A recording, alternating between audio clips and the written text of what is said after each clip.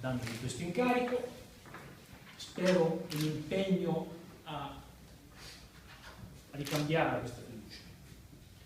Saluto il dottore Cacciapaglia e gli faccio un grosso in bocca al lupo per l'incarico che andrà a ricoprire.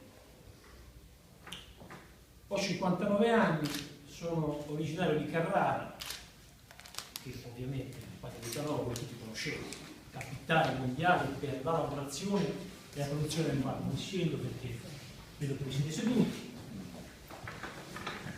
Toscano di Carrara, sono entrato in amministrazione nel 1985. Dopo il corso mi sono segnato al terzo reparto mobile di Milano, poi ho fatto primo distretto di polizia a Milano, Digos a Milano, Digos a Livorno, volanti questura di Massa Carrara, direzione investigativa antimafia, primo e secondo reparto, poi centro operativo di Firenze, ufficio che ho diretto per 9 anni. Dopo la DIA, esperienza bellissima, esperienza interforze, ho fatto dedicare la questura di Massa Carrara, poi la questura di Bologna e recentemente mi hanno promosso questi come incarichi da questore, da dirigente superiore. Sono molto contento di essere in questa città che tutti mi dicono splendida per una serie di motivi, e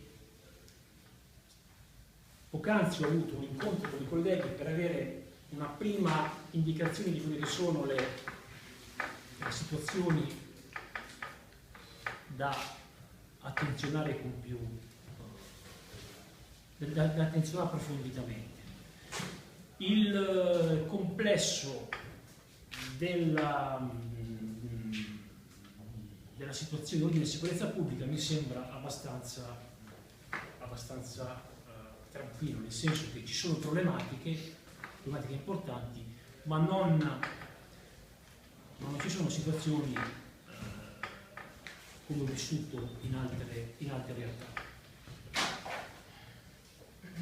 Non sono di tante parole, cioè sono abbastanza, quindi voi mi vedrete soltanto quando è necessario che il questore prenda posizione, altrimenti, ritengo come è stato fatto finora, i rapporti con la stampa saranno tenuti dal portavoce e dai colleghi che di volta in volta illustreranno, e mi auguro che lo faccia, che ci sia occasione di farlo, le varie attività che i colleghi hanno svolto.